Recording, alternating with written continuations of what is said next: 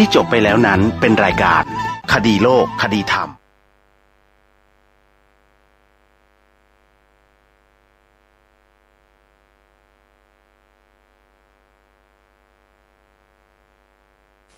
เป็นศาสนาสำหรับชาติเราศาสนาในสมัยนี้เป็นของที่แยกจากชาติไม่ได้เป็นความจำเป็นที่เราทั้งหลายผู้เป็นไทยจะต้องมั่นคงอยู่ในศาสนาพระพุทธซึ่งเป็นศาสนาสำหรับชาติเราพระพุทธศาสนาก็ดีหรือศาสนาใดก็ดีที่ตั้งมั่นอยู่ได้ก็ด้วยความมั่นคงของผู้เลื่อมใสตั้งใจที่จะรักษาและข้าพเจ้าพูดทั้งนี้ก็เพื่อชักชวนท่านทั้งหลายอย่างเป็นเพื่อนไทยและเพื่อนพุทธศาสนิกชนด้วยกันทั้งนั้นเพื่อความมั่นคงแห่งพระพุทธศาสนาข้าพเจ้ารู้สึกว่าได้ทำหน้าที่สมควรแก่อุปถัมภ์พระพุทธศาสนาเราจะตั้งใจรักษาศาสนาของเราด้วยชีวิตและถ้าท่านตั้งใจจะช่วยข้าพเจ้าในกิจอันใหญ่นี้แล้วก็จะเป็นที่พอใจข้าพเจ้าเป็นอันมากเพราะฉะนั้นเป็นหน้าที่ของเราทั้งหลายที่จะช่วยกันบำรุงรักษาพระพุทธศาสนาอย่าให้เสื่อมสูญไปการที่จะบำรุงพระพุทธศาสนาเราต้องรู้สึกก่อนว่าหลักของพระพุทธศาสนาคืออะไรเราจะถือว่าเราเป็นไทยด้วยกันหมดเราจะต้องรักษาความเป็นไทยของเราให้ยั่งยืนเราจะต้องรักษาพระพุทธศาสนาให้ถาวรวัฒนาการอย่างที่เป็นมาแล้วหลายชั่วโคตรของเราทั้งหลายพระบรมราโชวาทของพระบาทสมเด็จพระมงกุฎเกล้าเจ้าอยู่หัวรัชกาลที่ 6พระบรมราโชวาทก็ดีพระราชนิพนธ์ก็ดีหรือพระบรมราชโองการของพระมหากษัตริย์ถือเป็นบทบัญญัติแห่งกฎหมายทั้งหมดทั้งสิ้นการบัญญัติให้พระพุทธศาสนาเป็นศาสนาประจำชาติไทยไว้ในรัฐธรรมนูญจึงเป็นสิ่งที่ถูกต้องทั้งกฎหมายและทางโบราณราชประเพณีการบัญญัติให้พระพุทธศาสนาเป็นศาสนาประจำชาติไทยไว้ในรัฐธรรมนูญย่อมเป็นหลักค้ำประกันให้กับประชาชนคนไทยว่าตนได้ปฏิบัติตามกฎหมายอย่างแท้จริงการบัญญัติให้พระพุทธศาสนาเป็นศาสนาประจำชาติไทยไว้ในรัฐธรรมนูญมิได้เป็นการลิดรอนสิทธิเสรีภาพของผู้ใดแต่เป็นการยืนยันความจริงตามกฎหมายและประวัติศาสตร์ชาติไทยการบัญญัติให้พระพุทธศาสนาเป็นศาสนาประจำชาติไทยไว้ในรัฐธรรมนูญจะทำให้พระพุทธศาสนาได้รับการอุปถัมภ์และคุ้มครองจากรัฐดุจเดียวกันกับที่องค์พระมหากษัตริย์ทรงกระทำมาการบัญญัติให้พระพุทธศาสนาเป็นศาสนาประจำชาติไทยไว้ในรัฐธรรมนูญจะป้องกันพระพุทธศาสนาไม่ให้ถูกลัทธินิกายนอกศาสนากระทำการใดๆได้ด้วยอุบายต่างๆนานาการบัญญัติให้พระพุทธศาสนาเป็นศาสนาประจำชาติไทยไว้ในรัฐธรรมนูญจะทำให้สังคมไทยมีแต่ความสุขร่มเย็นเป็นธรรมทั้งต่อคนศาสนาอื่นและคนสัญชาติอื่นได้อย่างแท้จริงแต่ถ้าไม่บัญญัติให้พระพุทธศาสนาเป็นศาสนาประจำชาติไทยไว้ในรัฐธรรมนูญในอนาคตประเทศไทยจะต้องตกอยู่ในสถานะเดียวกันกับพื้นที่3 จังหวัดชายแดนภาคใต้อย่างแน่นอนพระบรมราโชวาทพระบาทสมเด็จพระเจ้าอยู่หัวในมหาสมาคมณพระที่นั่งอมรินทร์วินิจฉัยในพระบรมมหาราชวังโดยที่พระพุทธศาสนาเป็นศาสนาประจำชาติของเราทั้งตามความศรัทธาเชื่อมั่นของข้าพเจ้าเองก็เห็นเป็นศาสนาที่ดีศาสนาหนึ่งเนื่องในบรรดาสัจธรรมคำสั่งสอนอันชอบด้วยเหตุผลจึงเคยคิดอยู่ว่าถ้าโอกาสอำนวยข้าพเจ้าควรจะได้บวชสักเวลาหนึ่งตามราชประเพณีซึ่งจะเป็นทางสนองพระเดชพระคุณพระราชบูรพการีตามคตินิยมด้วย และนับตั้งแต่ข้าพเจ้าได้ครองราชย์สืบสันตติวงศ์ต่อจากสมเด็จพระเชษฐาธิราชก็ล่วงมากว่า10 ปีแล้วเห็นว่าน่าจะถึงเวลาที่ควรจะทำตามความตั้งใจไว้นั้นแล้วประการหนึ่งอันหนึ่งการที่องค์สมเด็จพระสังฆราชหายประชวรมาได้ในคราวประชวรครั้งหลังนี้ก่อให้เกิดความปีติยินดีแก่ข้าพเจ้ายิ่งนักได้มาคำนึงว่าถ้าในการ 2566 รายการคดีโลกคดีธรรมมาพบกับสาธุชนเป็นปกติทุกวันจันทร์ถึงวันศุกร์และวันเสาร์อาทิตย์ทางสถานีวิทยุแห่งนี้ท่านสามารถใช้โทรศัพท์มือถือระบบ Android ดาวน์โหลดแอปพลิเคชันที่ชื่อว่าวิทยุพุทธศาสนาทั่วไทยเพื่อติดตามรับฟังรายการนี้ได้ทุกวันในแต่ละวันนั้นรายการคดีโลกคดีธรรมออกอากาศผ่านแอปพลิเคชันนี้5 เวลาคือ9 นาฬิกาสามารถรับฟังได้ที่สถานีวิทยุวัดหนองกายและวัดอารามมงคลตลอดจนถึงสถานีวิทยุที่ออกอากาศอยู่ที่อำเภอสามชุกจังหวัดสุพรรณบุรีสถานีวัดสามชุกอำเภอสามชุกจังหวัดสุพรรณบุรีคลื่น FM 100.25 เมกะเฮิรตซ์ติดตามรับฟังได้เวลา9 นาฬิกาเวลา10 นาฬิกาสามารถรับฟังรายการนี้ผ่านแอปพลิเคชันได้ที่สถานีวิทยุวัดป่าจริยธรรมสามารถติดตามรับฟังที่อำเภอนาด้วงจังหวัดเลยได้ที่คลื่น FM 96.50 เมกะเฮิรตซ์ในเวลา10 นาฬิกาเวลา11 นาฬิกาสามารถรับฟังผ่านแอปพลิเคชันนี้ได้ที่สถานีวิทยุวัดฝายหินและสามารถฟังได้ที่อำเภอเมืองจังหวัดเชียงใหม่ที่คลื่น FM 104.50 เมกะเฮิรตซ์ในเวลา11 นาฬิกาเวลา13 นาฬิกาท่านสามารถฟังรายการคดีโลกคดีธรรมผ่านแอปพลิเคชันนี้ได้ที่สถานีวิทยุวัดบ้านปลาคูนและสามารถรับฟังได้ที่อำเภอโพนทรายจังหวัด101คลื่น FM 104.50 เมกะเฮิรตซ์และเวลา1 นาฬิกาหรือตี 1ท่านสามารถรับฟังรายการนี้ผ่านแอปพลิเคชันได้ที่สถานีวิทยุวัดฝายหินและสามารถฟังได้พร้อมกันในเวลาเดียวกันที่อำเภอเมืองจังหวัดเชียงใหม่ที่วัดฝายหินคลื่น FM 104.50 เมกะเฮิรตซ์นี่คือรายการคดีโลกคดีธรรมที่ออกอากาศผ่านแอปพลิเคชันวิทยุพุทธศาสนาทั่วไทยสาธุชนผู้ฟังทุกท่านวันนี้วันอาทิตย์ที่15 ตุลาคมพระพุทธศักราช2566ที่วัดจากแดงยังมี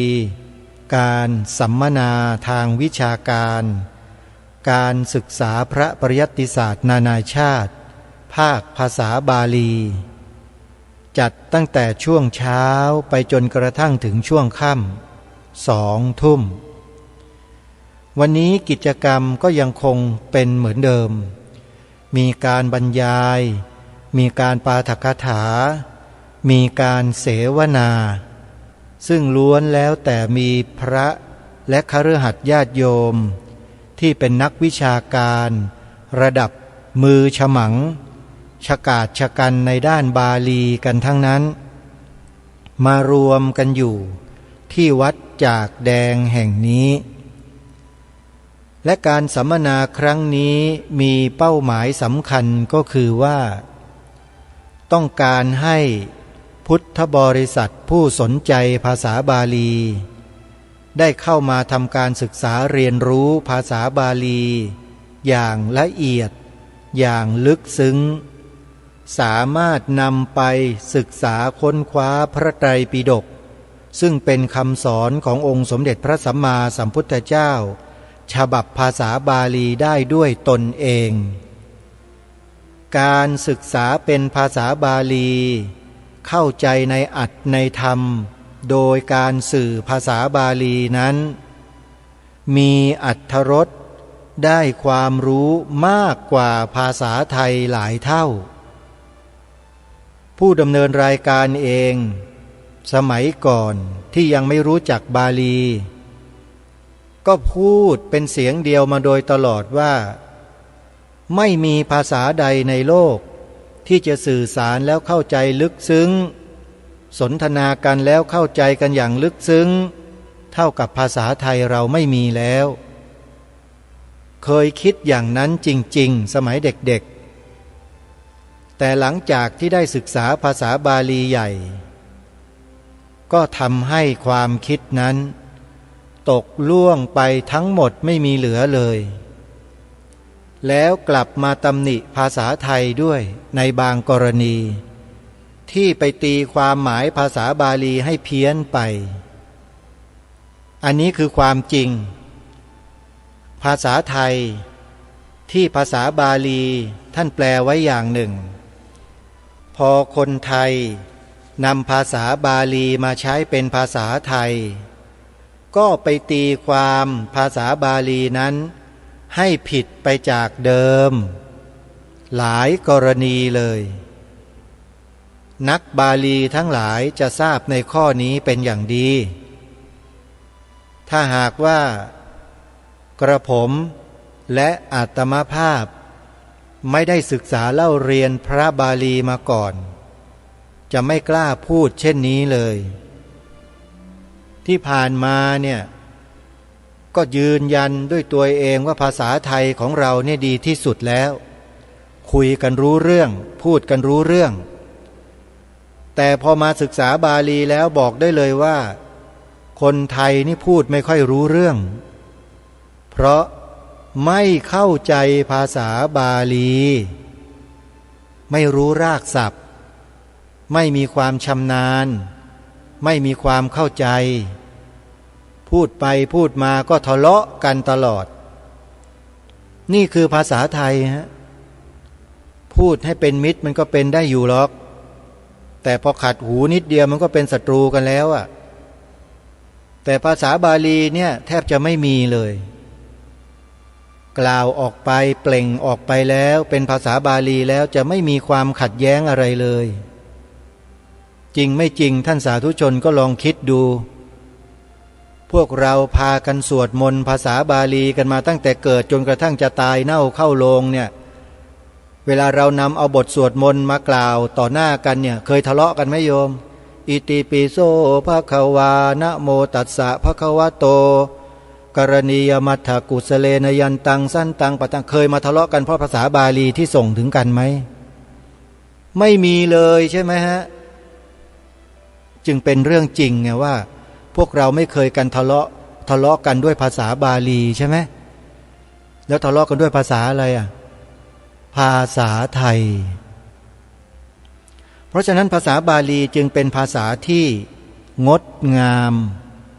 ตั้งแต่เบื้องต้นท่ามกลางและที่สุดถ้าไม่เชื่อลองไปเรียนดูไหมล่ะวัดจากแดงเนี่ยท้าทาย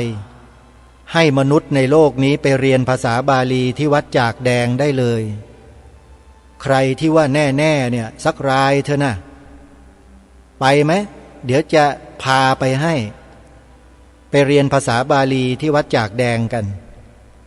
ให้มันแน่สักรายเถอะนะคนไทยยุคเนี้ยกลัวไม่แน่จริงไงดิใช่ไหมพอเรียนแล้วทำความรู้จักแล้วเข้าใจภาษาบาลีแล้วเนี่ยจะไม่ถูกใครหลอกในเรื่องของธรรมะในเรื่องของคำอธิบายธรรมะง่ายๆหลอกไม่ได้เลยดีกว่าไม่ใช่ง่ายๆมันหลอกไม่ได้ฮะเพราะเรามารู้รากศัพท์รู้วิภัตติรู้ปัจจัยรู้อะไรต่างๆหมดมาหลอกเราไม่ได้ฮะมีพระบางรูปไม่ได้เรียนบาลีอะไรมาเลยนักธรรมก็ไม่รู้เรียนหรือเปล่าไปเอาพระไตรปิฎกฉบับแปลภาษาไทยไปอ่านพออ่านแล้วก็ตั้งตนเป็นเทพเจ้าอธิบายความธรรมะพระพุทธเจ้าแล้วก็ปฏิเสธอรรถกถาปฏิเสธดีกาบอกว่าไม่ใช่พุทธพจน์อย่างนู้นอย่างนี้โยมรู้จักคนที่ถมน้ำลายรถฟ้าไหมฮะนั่นแหละลักษณะเดียวกันเลยพวกถมน้ำลายรถฟ้าทั้งนั้นเลยประเภทนี้พระไตรปิฎกฉบับแปลภาษาไทยเนี่ยเขาอาศัยอรรถกถาดีกามาแปลทั้งนั้นไอ้ตัวเองมาปฏิเสธอรรถกถาดีกาแต่ไปยกย่องคัมภีร์พระไตรปิฎกภาษาไทยโยมว่าคนคนนี้มันเพี้ยนไหมเพี้ยนไหมฮะเพี้ยนไม่เพี้ยนลองไปถามท่านเจ้าคุณพระราชวชรบัณฑิตพระมหาประนอมธรรมลังกาโรเจ้าวาดวัดจากแดงดูก็ได้ใครอยากจะไปถามอาตมาภาพนี่เดี๋ยวจะถามอยู่วันอาทิตย์เนี่ยเขาเปิดเวทีให้ถามเนี่ยวันนี้ก็ยังอยู่ที่วัดจากแดงโยมนะอาตมาภาพมาร่วมสัมมนาทั้ง3 วันเลยมีช่วงบ่ายของวันที่13วันศุกร์ที่ผ่านมาเนี่ยไม่ได้อยู่เพราะติดภารกิจทำกิจกรรมกลุ่มกับนักศึกษาด้วยกันพอดีไปลงเรียนหลักสูตรพิเศษนะฮะหลักสูตรพิเศษต้องการความรู้นั้นไม่เป็นศัตรูกับเราอะไรก็ตามที่สามารถทำให้เราศึกษาแล้วเรียนรู้ได้และไม่ผิดต่อพระธรรมวินัยนะเรียนเขามีให้เรียนก็เรียนโยมเรียนแล้วก็จะเข้าใจในสิ่งที่เราไปศึกษาเรียนรู้ก็เลยไม่ได้อยู่ในวันศุกร์ในช่วงบ่ายพอวันเสาร์วันอาทิตย์นี่เต็มวันเลยไม่ได้ไปไหนบอกได้เลยว่าใครที่ไม่ได้มีโอกาสได้มางานนี้นะเสียดายสุดๆคุณจะไม่รู้เลยว่าบรรยากาศของนักศึกษาพระบาลีผู้มีความรู้เรื่องของบาลีเนี่ยเขามีปฏิสัมพันธ์กันปรึกษาหารือพูดคุยกันด้วยคำเช่นไรพวกเราจะไม่รู้แล้วก็ไม่มีโอกาสจะได้สอบได้ถามได้ปฏิสัมพันธ์กับบัณฑิตกับผู้รู้นักปราชญ์ด้านบาลีเหล่านี้ได้เลยเพราะฉะนั้นนี่คือปีแรกของการจัดงานที่วัดจากแดงจัดขึ้นถือว่าเป็นปีแรกนะฮะปีต่อไปก็น่าจะจัดในลักษณะเดียวกันนี้เช่นกันน่าจะมีอะไรที่ดีและมีการพัฒนาเพิ่มเติมต่อยอดจากการสัมมนาวิชาการในครั้งนี้เชื่อว่านักปราชญ์สายบาลีทั้งหลายทั้งประเทศพม่าทั้งประเทศกัมพูชาทั้งประเทศไทยทั้งประเทศศรีลังกาเนี่ยสัมมนาจบกันไปแล้ววันนี้จะกลับไปนั่งไปนอนกันเฉยๆไปบินบังสังสวดกันอยู่ไม่ใช่แน่ครับท่านจะต้องไปคิดพิจารณาปรับปรุงรูปแบบวิธีการให้ความรู้เรื่องภาษาบาลีแก่กุลบุตรกุลธิดาในประเทศของท่านให้ทันสมัยให้ดียิ่งขึ้นเชื่อว่าเป็นเช่นนั้นและพอปีต่อไปปีหน้า13ตุลาคมปีหน้ากลับมาที่วัดจากแดงมานำเสนอผลงานกันต่อเป็นการประเมินในที่ประชุมสัมมนาวิชาการเช่นนี้ไปเป็นรอบที่2แล้วก็มีการปรับปรุงพัฒนาอะไรต่างๆถ้าหากว่ายังไม่ตรงจุดยังไม่ตรงเป้าหมายยังมีอุปสรรคปัญหาอยู่ก็จะได้มาพูดคุยกันบนเวทีแบบนี้นี่คือการพัฒนาการศึกษา ภาษาบาลี รูปแบบเดิมอย่าไปเปลี่ยนแปลงนะครับครูบาอาจารย์ครับอย่าไปคิดเปลี่ยนแปลงรูปแบบเดิมนะครับรักษาไว้ทุกกระเบียดนิ้วเลยไอ้แบบยากๆนั่นแหละครับดีนักแลฮะรักษาไว้เถอะไอ้ส่วนที่จะประยุกต์รูปแบบในการศึกษาแบบใหม่ก็ว่ากันไปเลยแบบหนึ่งยกไปอีกทางหนึ่งเลยใครที่ชอบแบบนี้ไปทางนี้ใครที่ชอบแบบนี้มาทางนี้อะไรอย่างเนี้ยอย่าไปยกเลิกเหมือนกับโรงเรียนพระอภิธรรมโชติกาวิทยาลัยเนี่ยอภิธรรมโชติกาวิทยาลัยมหาวิทยาลัยมหาจุฬาลงกรณราชวิทยาลัยนี่อดีตผู้อำนวยการอภิธรรมโชติกาวิทยาลัยท่านหนึ่งปรึกษาอาตมาภาพคุยกันในฐานะที่รู้จักกันเป็นการส่วนตัวคุยกับอาตมาภาพว่าผู้อำนวยการนะฮะคุยบอกว่าเนี่ยผมก็คิดจะปรับปรุงหลักสูตรอภิธรรมโชติกาวิทยาลัยเนี่ยให้มันทันสมัยหน่อยใครๆก็จะได้มาเรียนได้อะไรได้มันจะได้ง่ายขึ้นเราก็ถามท่านว่าปรับปรุงแบบไหนครับอาจารย์ท่านก็บอกเลยว่าต้องปรับปรุงแบบนี้ให้มันเข้ากับหลักสูตรของมหาวิทยาลัยที่เขากำลังเรียนกันอยู่แบบนั้นแบบนี้แบบนี้แบบนั้นท่านก็อธิบายมาอาตมาภาพฟังท่านจบแล้วก็บอกอาจารย์พระครูครับอันนี้ผมต้องขอเลยนะครับท่านพระครูอย่าคิดทำเช่นนั้นเลยครับท่านถ้าจะทำเนี่ยทำได้ครับแต่ให้แยกไปส่วนต่างๆให้แยกไปอีกส่วนหนึ่งเลยอย่าให้รูปแบบที่ครูบาอาจารย์ท่านได้ทำเอาไว้แล้วที่เป็นปฐฐานที่ดีงามแล้วเนี่ยอย่ามาปรับปรุงเปลี่ยนแปลงดัดแปลงของท่านเลยครับผมไม่เห็นด้วยนะครับเชื่อผมเถอะบาลีก็เหมือนกันเรียนกันมายังไงก็ให้รักษารูปแบบนั้นไว้จะปรับปรุงพัฒนาแบบไหนยังไงก็จัดไปอีกแผนกหนึ่งเลยอย่าเอามาก้าวก่ายกันอย่ามาลักลั่นอย่ามาสวมรอยกันไม่ดีครับอาตมาก็คุยกับท่านแบบนี้กับผู้อำนวยการก็รู้จักคุ้นเคยกันอยู่ถึงพูดได้คุยได้แล้วก็ให้เหตุผลท่านไปต่างๆนานา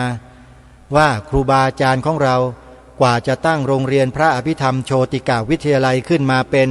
สำนักเรียนสังกัดของมหาวิทยาลัยมหาจุฬาลงกรณราชวิทยาลัยทำให้นักศึกษาที่เข้ามาศึกษาเล่าเรียนได้ศึกษาเรียนรู้อย่างละเอียดลึกซึ้งแบบนี้ได้ไม่ใช่เรื่องง่ายนะครับพระครูอยู่ๆเราจะมาดัดแปลงสิ่งนี้ให้มันมาลายหายไปกับเนื้อหาหลักสูตรที่เอามาใส่เพิ่มเติมอย่างอื่นผมไม่เห็นด้วยเลยทุกวันก็ยังรักษาไว้ได้แต่ก็ไม่รู้เหมือนกันว่ารักษาไว้100%หรือเปล่ามีใครมาดัดแปลงมาปรับปรุงมาตกแต่งอะไรหรือเปล่าไม่ทราบเพราะไม่ได้เข้าไปยุ่มย่ามอยู่ที่อภิธรรมโชติกาวิทยาลัยมาเนี่ยตั้งแต่ปี41นะโยมอาตมานี่จบอภิธรรมปี41นะเรียนมาตั้งแต่ปี34มาจบปี41ใช้ระยะเวลาเรียน7ปี6เดือนจบพระอภิธรรมนี่เขาไม่ได้เรียนกัน3ปี2ปี4ปีเขาเรียนกัน7ปี6เดือนอาตมาภาพผ่านมาแล้วเพราะฉะนั้นการที่จะปรับปรุงเปลี่ยนแปลงหลักสูตรภาษาบาลีการศึกษาเล่าเรียนบาลีเนี่ยปรับได้ครับแต่ว่าให้แยกไปเลยไปปรับกันทางนู้นอย่ามายุ่งกับของเดิมครับครูบาอาจารย์ท่านสืบสารรักษาต่อยอดกันมานี่อย่างบาลีใหญ่เนี่ยโมคคัลลานะกัจจายนะปทรูปสิทธิที่เขาเรียนกันอยู่เนี่ยนะศรัทธาวิเศษคัมภีร์เหล่านี้อย่าไปยุ่งอย่าไปแตะอย่าไปแต่งอย่าไปปรุงไว้อย่างนั้นเลยท่านไม่เช่นนั้นเสียหายหมดจริงๆอย่าไปประยุกต์ถ้าประยุกต์ก็แยกไปต่างหากยุกได้ฮะไปยุกที่อื่นไปแยกไปเลยแต่อย่ามาแตะของโบราณเขาคัมภีร์อะไรดีๆเนี่ยรักษาไว้ให้หมดนยาสะปกรณ์โมคคัลลานะปกรณ์นะกัจจายนะปกรณ์ปทรูปสิทธิการทำรูปนะสุโพธาลังการะนะคัมภีร์เนติเปตโกอะไรทั้งหลายเหล่านี้ที่เรียนกันมาเนี่ยรักษาไว้ให้ดีเถอะ มันหาไม่ได้แล้วท่านจะไปประยุกต์กันเดี๋ยวก็เละเทะกันอีกอะอย่าทำเชียวคนรุ่นนี้รุ่นใหม่เนี่ยอย่าลี้อ่านเชียวนะคิดว่าแหมจบบาลีชั้นสูงจบปริญญาเอกเที่ยวมาเสนออะไรกันในลักษณะเช่นนี้เพี้ยนแล้วนี่เพี้ยนแล้วไม่ได้ของดั้งเดิมของโบราณบูรพาจารย์ท่านสืบสารรักษาต่อยอดมาไว้อย่างไรรักษาไว้อย่างนั้นอย่าไปแตะไม่ได้นะครับอย่าไปยุ่งนะฮะเรียนมาแบบไหนแบบนั้นเลยบาลีใหญ่ก็บาลีใหญ่แยกไปเลยครับเรียนกันให้สุดให้เต็มที่ให้สุดกันไปเลยท่องกันให้เต็มที่ไปเลยทุกขรสัญญาโตคราปาทโยกิจตาลีสังตโถทันตาสระอัฏฐารุมัตตาโยรสาเยติคาเสสาปยัญชนาว่ากันไปเลยครับให้จบสูตรไปเลยแล้วก็ทำตัวการฝึกฝนกันไปให้เต็มที่ส่วนใครจะมาประยุกต์แบบไหนแยกมาเลยอย่าให้แปดเปื้อนของโบราณที่ดีๆของเขาต้องเคารพนะครูบาอาจารย์มีนะจะบอกให้ตำรับตำราเนี่ยไปเรียนเล่นๆกันไม่ได้ของพวกนี้ต้องตั้งใจจริงทุ่มเทเสียสละเอาชีวิตเป็นเดิมพันนะการเรียนบาลีเนี่ยอาตมาภาพเองเรียนอยู่พักหนึ่งบาลีน้อยเนี่ยที่จบแล้วได้มหาปรริญญา3 4 5 6 7 8 9เนี่ยเรียนอยู่แค่ปีเดียวเลิกเพราะถามอะไรแล้วอาจารย์ตอบเราไม่ได้ไม่ใช่ถามเพื่อลองภูมินะ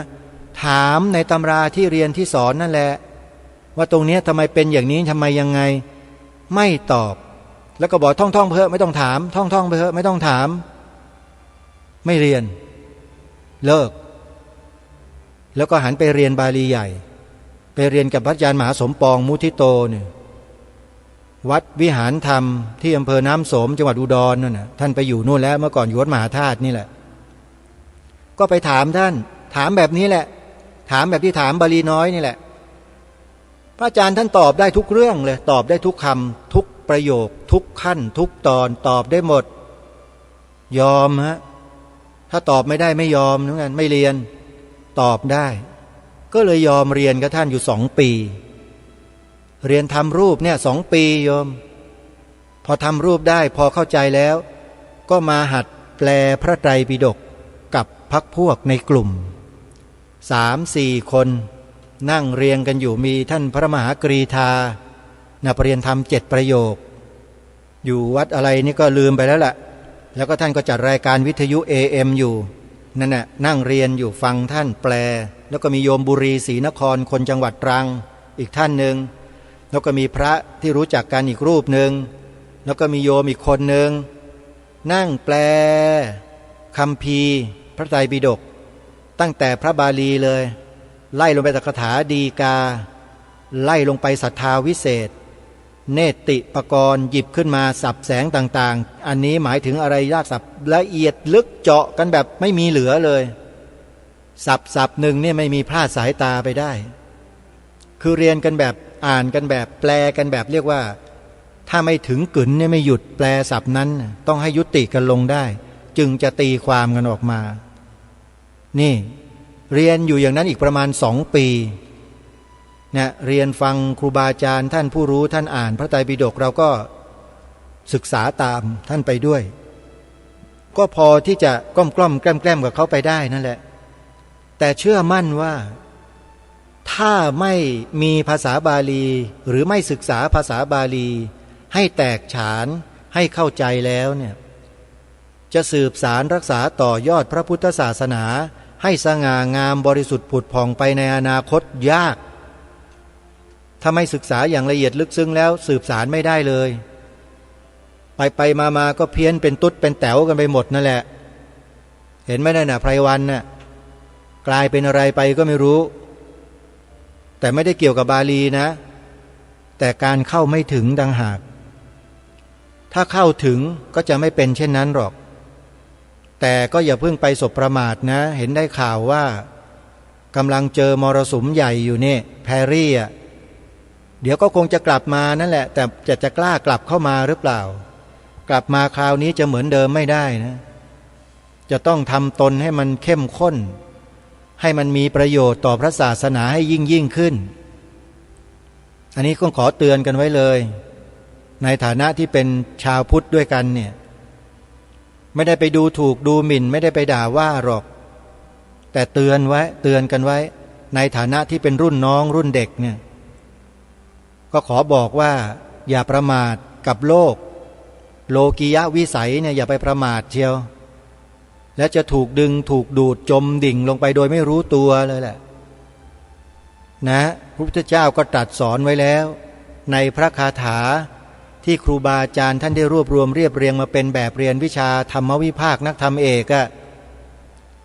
ตรัสไว้ชัดเลยว่าเอทะปัสสธิมังโลกังจิตตังราชรถูปมังยัตถะพาลาวิสีทันตินัตถิสังโฆวิชานตังแปลความหมายว่าสูทั้งหลายจงมาดูโลกอันตรการดุจราชรถที่พวกคนเขาหมกอยู่แต่ผู้รู้หาข้องอยู่ไม่เป็นพระพุทธดำรัสตรัสสอนขององค์สมเด็จพระสัมมาสัมพุทธเจ้าอาตมาภาพตอนเรียนนักธรรมเอกใหม่ๆพอเจอพระคาถานี้คาถาแรกในธรรมวิภาคอึ้งเลยฮะอึ้งในที่นี้ก็คือว่าตกใจว่าพระพุทธเจ้าตรัสถึงเพียงนี้เชียวหรือตรัสถึงเพียงนี้เชียวหรือก็เลยชอบพระคาถานี้มากจำไปจนวันตายเลยแหละพระคาถานี้เตือนสติตัวเองโดยตลอดพระพุทธองค์สอนบอกเตือนอยู่ตลอดเวลาเลยว่าสูทั้งหลายจงมาดูโลกอันตรการดุจราชรถที่พวกคนเขาหมกอยู่แต่ผู้รู้หาข้องอยู่ไม่เอทะปัสสธิมังโลกังจิตตังราชรถูปมังยัตถะพาลาวิสีทันตินัตถิสังโฆวิชานตังชัดเจนมากแต่เราก็ไม่ได้ไปลบหลู่ดูหมิ่นคนที่เขายังเข้าไม่ถึงเพราะเรารู้อยู่ว่าเขาขาดโอกาสเขาไม่ได้รับสิ่งที่ดีเพียงพอบางทีเขาก็ถูกหลอกถูกลวงถูกล่อให้เข้าไปสู่โลกาวิสัยโลกิยวิสัยอยู่ตลอดเนืองๆเขาเป็นคนกลุ่มคนที่น่าสงสารเราควรจะแสดงเมตตาจิตกับเขาเหล่านั้นไม่ควรจะไปว่าไปด่าเขายกเว้นคนที่ด่าพระอาตมาว่าอันนี้เว้นไม่ได้เพราะไม่ต้องการให้เขาลงนรกลึกกว่านี้ก็เลยต้องด่าต้องว่าต้องเตือนกันบ้างมาด่าพระเป็นมหาโจรกันทั้งบ้านทั้งเมืองนี่ใครจะไปยอมได้มีแต่ลิงนั่นแหละมันฟังภาษาคนไม่รู้เรื่องมันถึงยอมอยู่ทุกวันเนี่ยอาตมาภาพไม่ใช่ลิงโยมเป็นมนุษย์เมื่อรู้เมื่อเห็นเมื่อเข้าใจแล้วว่าอะไรผิดอะไรถูกมันก็ต้องนำมาบอกมาชี้แจงแสดงให้ทราบนำผู้ที่เขาปรารภในเรื่องเหล่านี้ไว้มาเปิดให้ฟังอย่างท่านพระอาจารย์มหาอุเทนปัญญาปริทัศน์ปรริยนธรรม9ประโยควัดชนะสงครามได้พูดถึงกลุ่มบุคคลเหล่านี้เอาไว้ถึง6เทป6คลิปนู่นน่ะใน YouTube อ่ะลองไปเปิดฟังเปิดดูกันนะว่าท่านพระมหาอุเทนปรริยนธรรม9ประโยควัดชนะสงครามรูปนี้พูดถึงคนกลุ่มนี้ไว้อย่างไรแล้วได้แสดงถึงข้อธรรมข้อวินัยไว้อย่างไรท่านกล้าที่จะเอ่ยนามเอ่ยชื่อของพวกนี้ออกอากาศออกสื่ออาตมาภาพไม่ต้องไปเอ่ยให้มันเสียเวลาหรอกว่าใครยังไงเนี่ยไปฟังพระมหาอุเทนก็แล้วกันใครต้องการจะฟังนะจดชื่อคลิปนี้เอาไว้ชื่อคลิปใน YouTube ว่าทูตเทวทัตทุจินพิมพ์แล้วเจอแน่นอนทูตทูตานุทูตนะโยมคำว่าทูตเนี่ยนะทูตที่อยู่กงสุลอยู่อะไรนี่แหละสถานทูตเนี่ยคำเนี้ยทอทหารสรูตอเต่าเนี่ย ทูตเทวทัตทุจินทอทหารสระอุนะทุที่แปลว่าเลวอ่ะแปลว่าชั่วแปลว่าไม่ดีเนี่ยจินตัวนี้ก็คือจินตะก็แปลว่าอาการคิดหรือความคิดท่านพระมหาอุเทนท่านตั้งชื่อไว้ทูตเทวทัตทุจินด่าพระว่าเป็นมหาโจรทั้งบ้านทั้งเมืองด่ายังไม่หยุดจนถึงทุกวันนี้ไม่เป็นไรโยมอาตมาภาพไม่ได้เป็นเช่นนั้นก็ไม่ได้เดือดร้อนใจอะไรหรอกแต่ไม่ชอบแค่นั้นแหละไม่ชอบเพราะไม่ใช่เพราะลำเอียงนะไม่ชอบคนที่ทำผู้ที่สู้ไม่ได้ก็คือทำกับพระสงฆ์เนี่ยไม่ชอบเลยพระสงฆ์ท่านไม่มีปากไม่มีเสียงไม่ไปต่อล้อต่อเถียงกับใครหรอกท่านก็ทำหน้าที่ของท่านอยู่แต่ไอคนพันนี้มันก็ว่าทุกวันด่าทุกวันไปดูใน YouTube แต่เปิดมาก็เจอมันทุกวันตลอด24ชั่วโมงแล้วจะไม่ว่าทุกวันได้ยังไงมันใส่ไว้ใน YouTube อ่ะใช่ไหมพระมหาอุเทนก็เลยมาแก้ปรับประวาท6เทปฮะเกี่ยวกับเรื่องเดียวกันเนี่ย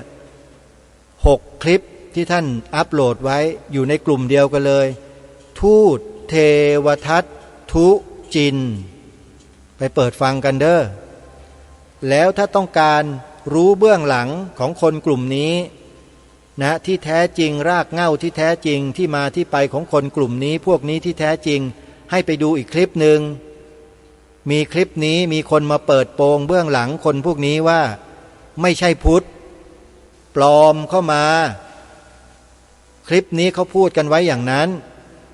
แล้วเขาก็เชื่อมั่นว่าข้อมูลที่เขาได้มานั้นน่ะเชื่อถือได้มีหลักฐานยืนยันหมดลองไปฟังดูนะใครสนใจลองจดแล้วไปฟังดูชื่อคลิปว่าธนวัฒน์โจกกระโทกเป็นชื่อของเจ้าของคลิปเลยทอธงนอหนูวอแหวนแม่นากาศทอผู้เท่านอหนูกรันธนวัฒน์แล้วก็นามสกุลของเขา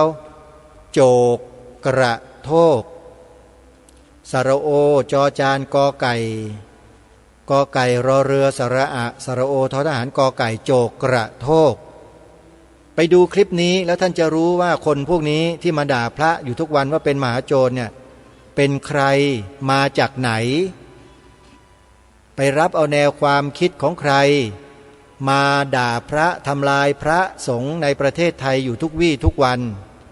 ต้องไปดูคลิปของนายธนวัฒน์โจกกระโทกนะโยมนะ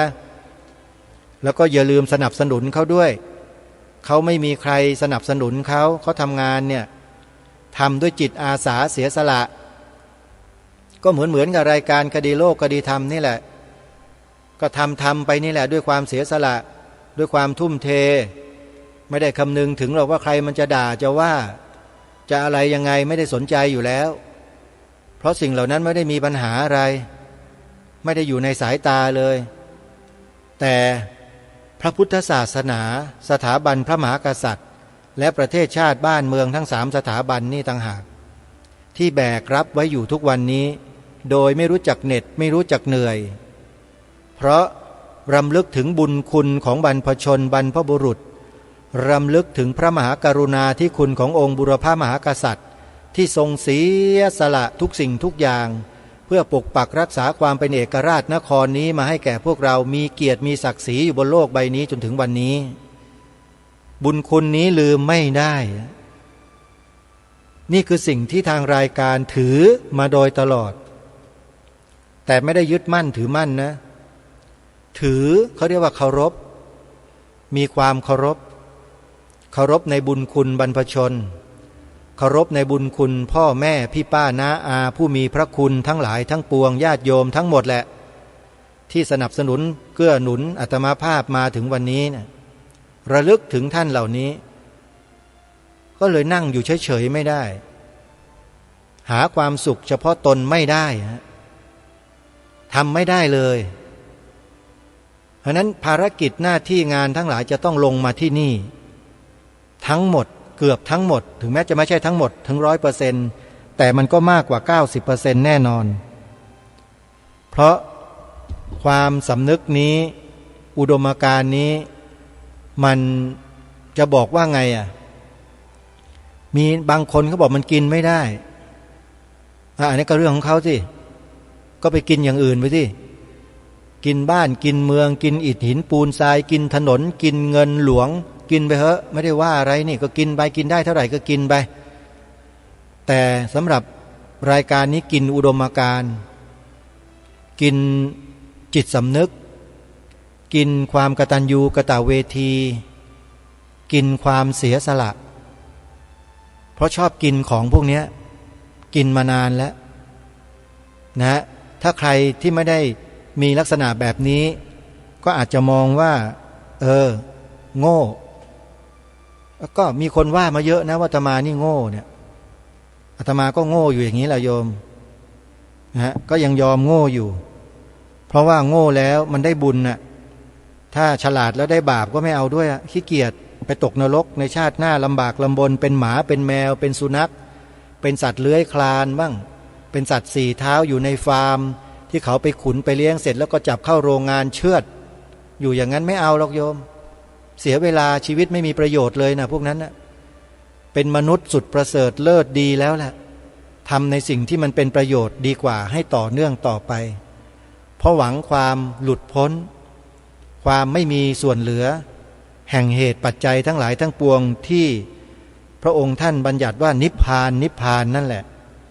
พอเขาเรียกว่าพอฮะนี่คือหน้าที่ที่ทำอยู่ทุกวันนี้ด้วยสิ่งเหล่านี้ต้องขอฝากท่านผู้ฟังทุกท่านให้เข้าใจขอเพียงความเข้าใจเท่านั้นรายการนี้ไม่ขออย่างอื่นนะโยมนะขอความเข้าใจเท่านั้นพอ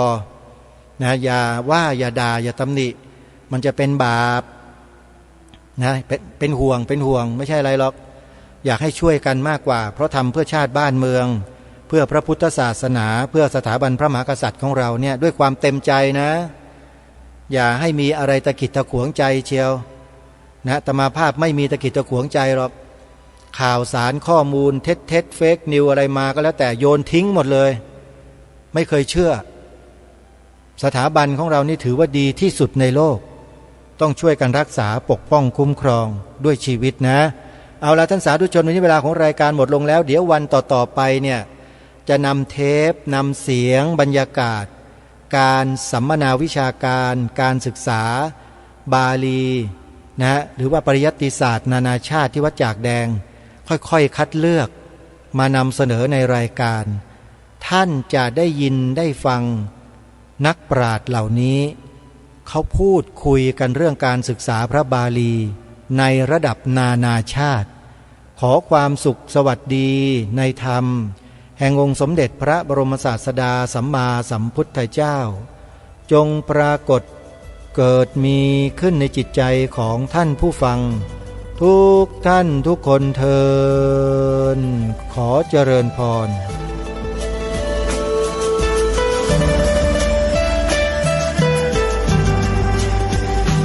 กล้าคิดก็ต้องกล้าทำอย่ากลัวถ้าทำความดีเป็นศึกษาปัญหาให้ทันท่วงทีเมืองไทยจะพัฒนากว่านี้รายการดีๆคดีโลกคดีธรรมขอรำพันบรรยายความคิดเครื่องหมายแห่งสีทั้งสามงามถนัดขาวคือบริสุทธิ์สีสวัสดิ์หมายพระไตรรัตน์และธรรมะคุ้มจิตไทยแดงคือโลหิตเราใสซึ่งยอมสละได้เพื่อรักษาชาติศาสนาน้ำเงินคือสีโสภาอันจอมกระชากถ้าโปรดเป็นของส่วนองค์จักริ้วเข้าเป็นไตรรงค์ยิ่งเป็นสีธงที่รักแห่งเราชาวไทยทหารอวตารนำไปยงยุทธ ชัยวิชิตก็ชูเกียรติสยามประเทศไทยที่เจริญมั่นคงมาได้จนถึงทุกวันนี้มิได้เกิดขึ้นจากความหวาดกลัวอย่างคลาดเขลาแต่บรรพบุรุษไทยของเราทุกยุคทุกสมัยล้วนแต่มีความกล้าหาญและชาญฉลาดปกป้องเอกราชสร้างชาติให้เกิดความมั่นคงโดยมีธงแห่งพระไตรรัตน์เป็นเครื่องนำชัยจึงเป็นที่มาที่ไปของรายการคดีโลกคดีธรรมกล้าคิดก็ต้องกล้าทำอย่ากลัวถ้าทำความดีเป็นศึกษาปัญหาให้ทันท่วงทีเมืองไทยจะพัฒนา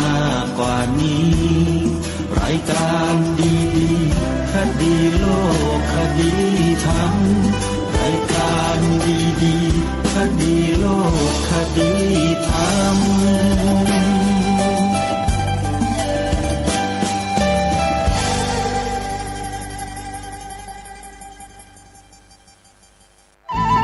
ที่จบไปแล้วนั้นเป็นรายการคดีโลกคดีธรรมดำเนินรายการโดยพระครูปลัดนรงค์ฤทธิ์จากยกมือไหว้กันส่งสัญญาณรายการรถด่วนขบวนพิเศษฤดูการเข้าพรรษาประจำปีพุทธศักราช 2566 จัดโดยคณะสงฆ์จังหวัดเชียงใหม่กำหนด